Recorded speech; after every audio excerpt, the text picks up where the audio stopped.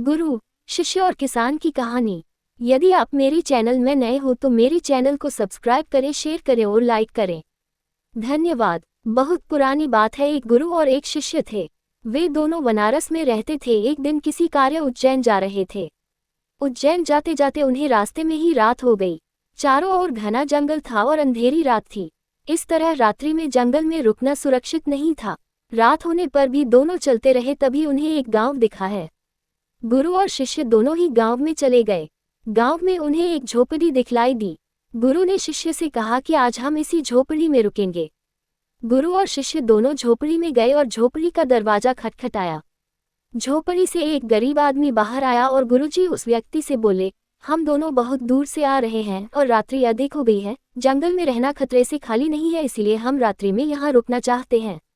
वह व्यक्तिगत गरीब अवश्य था, किंतु दिल से बहुत नेक इंसान था। उसने सम्मानपूर्वक गुरु और शिष्य को झोपड़ी के अंदर बुलाया और उन्हें स्वादिष्ट भोजन करवाया और रात्रि में सोने के लिए बिस्तर भी लगा दिए। भोजन करने के पश्चात गुरुजी ने उस गरीब व्यक्ति से पूछा, तुम्हारा घर तो बहुत छोटा है, किंतु तुम दिल के बहुत धनवान हो। तुम्हारी रोजी रोटी का साधन क्या है?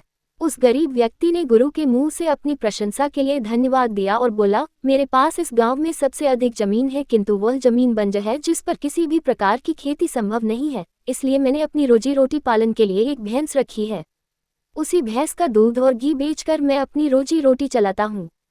उस व्यक्ति की बात गुरु जी को कुछ अजीब सी लगी, किंतु वह कुछ नहीं बोले और सोने चले गए। देर रात में गुरु जी उठ गए और अपने शिष्य से चलने के लिए कहा। दोनों गरीब व्यक्ति को बिना बताए घर से निकल गए और जाते जाते गुरुजी उसकी भैंस को अपने साथ ले गए।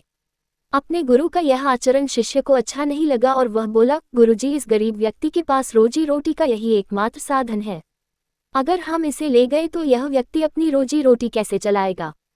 अपने शिष्य की ऐसी बातें सुनकर गुरुजी मंद मंद मुस्कुराए और शिष्य से बोले, आज से ठीक 10 वर्ष पश्चात तुम इसी स्थान पर आना और इस व्यक्ति से फिर से मुलाकात करना। भोर होने के पहले ही गुरु और शिष्य भैंस लेकर उस गांव से बाहर निकल गए। धीरे धीरे कई वर्ष बीत गए।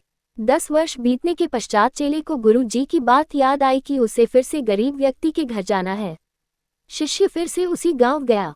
गांव जाते ही उसने देखा कि जिस स्थान पर झोपड़ी थी ठीक उसी स्थान पर एक आलीशान मकान बना हुआ है। ये देखकर उसे बड़ा आश्चर्य हुआ। शिष्य मकान मालिक से मिलना चाहता था। जैसे ही शिष्य मकान के पास गया उसने उसी गरीब व्यक्ति को देखा, किंतु इस बार गरीब व्यक्ति बहुत अच्छे कपड़े पहने हुआ था और देखने में बहुत ही संपन्न प्रतीत हो रहा था। शिष्य उस व्यक्ति के पास पहुंचा और बोला, क्या आपने मुझे पहचाना? मैं वही बालक हूं जो आज से 10 वर्ष पहले रात्रि हो जाने के कारण अपने गुरु जी के साथ आपके घर रुका था। वह व्यक्ति झट से शिष्य की बातें सुनकर उसे पहचान गया और बोला, हाँ, मुझे बहुत अच्छे से याद है। उस रात्रि अगर आप लोग मेरी झोपड़ी में नहीं आए होते तो शायद आज भी मैं उसी दरिद्रता में जी रहा होता। उस रात आपके जाने के बाद मेरी भैंस भी कहीं चली गई थी और मेरे रोजी रोटी के लाले पड़ गए थे।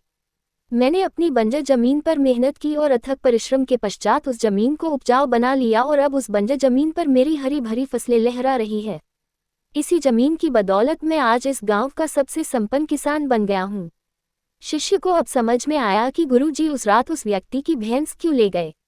शिष्य के मन में अब अपने गुरु के लिए पहले से भी कई गुना अधिक सम्मान था। शिक्षा। गुरु और शिष्य की इस कहानी से हमें शिक्षा मिलती है कि गुरु द्वारा लिए गए निर्णय देखने में भले ही कठोर लगे, किंतु वो लोगों की भलाई के लिए ही उठाए जाते हैं। पूरी कहानी सुनने के लिए धन्यवाद।